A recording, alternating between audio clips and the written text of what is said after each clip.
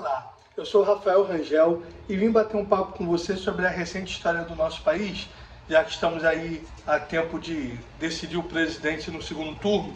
Eu acho que algumas questões que são importantes a gente analisar e a história tem uma grande contribuição para isso.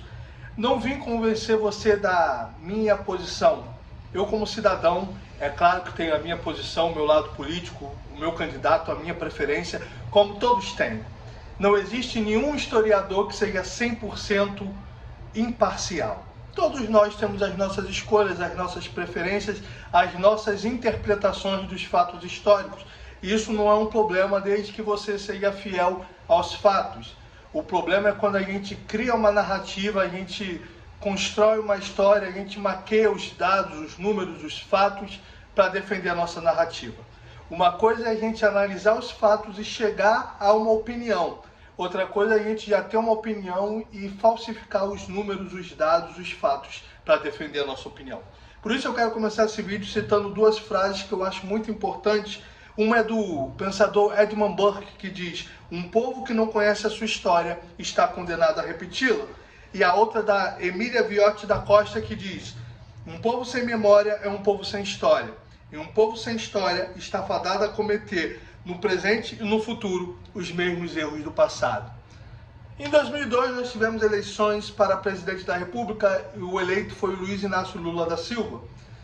E em 2003, ele tendo maioria no Congresso, o que é bom a gente lembrar, ele foi um presidente que teve uma alta taxa de aprovação e teve maioria no Congresso, ou seja, tanto na Câmara quanto no Senado, para aprovar as leis e as reformas que ele bem entendesse. Mas não quero me atentar a isso nesse momento. Foi feito o Estatuto do Desarmamento. E o Estatuto do Desarmamento dizia que esse estatuto depois deveria ser feito um plebiscito para que a população decidisse. E em 2005 assim foi feito. Foi gasto muito dinheiro porque fazer eleição é muito caro e teve os moldes de uma eleição. O voto foi obrigatório e a pergunta era: você é a favor da proibição de vendas de armas e munição no Brasil? Os artistas se envolveram, fizeram uma campanha muito forte para que a população votasse a favor da proibição da venda de armas. Foi feita uma campanha muito custosa, muita propaganda na televisão. Eu lembro, tinha 14 anos, na época praticamente não se tinha internet e TV a cabo era só para os ricos. Então, era o tempo todo os artistas pedindo para a população votar a favor do desarmamento. E assim foi feito o plebiscito. E as pesquisas apontavam que o sim pela proibição ganharia disparado. Até que veio o dia da eleição e houve uma grande surpresa, porque o não ganhou 63,88%. Quase 64% da população votou contra a proibição da venda de armas e de munição no país. O que foi surpreendente.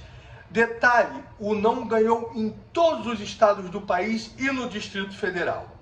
E o que aconteceu? O então presidente da República, Luiz Inácio Lula da Silva, ele ignorou o plebiscito, ele ignorou a vontade da maioria e manteve o Estatuto do Desarmamento. O que eu quero te dizer? Isso é um sinal que a gente deve se atentar. Que democracia é essa, onde você faz um plebiscito caro, você obriga as pessoas a irem votar e quando você perde, você ignora o resultado, você ignora a vontade da maioria. Isso não é um precedente perigoso? Isso não é um sinal de alerta para nós? Se a gente for analisar a história, a gente vai ver que muitos ditadores chegaram a ser eleitos também democraticamente, que muitos ditadores no início não fizeram nada que mostrasse que eles seriam ditadores tiranos, cruéis e que fariam as suas vontades. Mas sempre se dá sinais. Uma pessoa dificilmente ela vai esconder algo por tanto tempo. Ela sempre vai dar pequenos sinais que nós não devemos ignorar. A história também vai nos dizer que a maioria das ditaduras é só você pesquisar. Se você acha que eu estou mentindo para você, se eu estou defendendo um lado, você pesquise. Hoje nós temos livre acesso aí para isso. Pesquise e você vai ver que os ditadores, tanto de direita, mas muitos de esquerda também, sempre tiveram o cuidado de desarmar o povo. Mas eu não quero entrar aqui na questão se deve desarmar ou não. Eu quero abordar aqui um fato, independente da sua opinião do seu candidato, um fato. Foi feito um plebiscito, porque o Estatuto do Desarmamento defendia isso. Foi feito um plebiscito, O não ganhou com 64% dos votos. O não ganhou vencendo em todos os estados. E ainda assim o presidente ignorou. Se isso não é uma atitude autoritária e se isso não é um sinal de alerta, eu não sei então o que é. Isso foi recentemente, esse candidato está aí disputando o segundo turno. Se ele é confiável, se isso é um fato relevante ou não, aí é você que tem que dizer, é você que tem que analisar e avaliar. Mas eu acho que isso é um sinal importante para nós refletirmos. Detalhe, foi prometido que após o desarmamento, os números da violência diminuiriam. Isso é estatística, isso é número, isso é dado. Não podem ser questionados porque são dados, não é passível de interpretação. Embora devam ser analisados, mas são dados, são fatos que desde a entrada desde que foi efetivado o Estatuto do Desarmamento, o número de homicídios por armas de fogo aumentou e vinha aumentando ano após ano.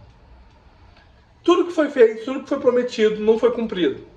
A vontade do povo foi ignorada e os números de homicídios por arma de fogo aumentaram ao invés de diminuir.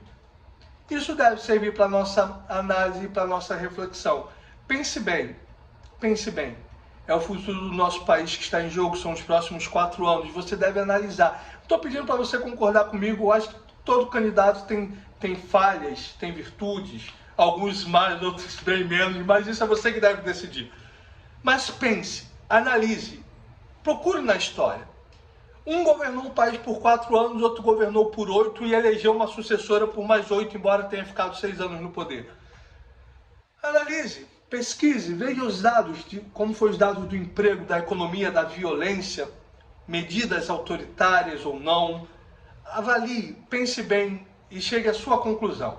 É importante que cada um exerça a sua cidadania, o seu direito e o seu dever do voto, mas com bastante coerência e com bastante conhecimento. Não se deixe manipular. Pesquise, investigue e chegue à sua conclusão, mas fazendo isso de forma coerente e de forma séria, porque é o futuro do nosso país. Eu espero que esse breve vídeo, você pode pesquisar para ver se os dados que eu estou te apresentando são verdadeiros ou não, te leve à reflexão. Um bom futuro para todos nós.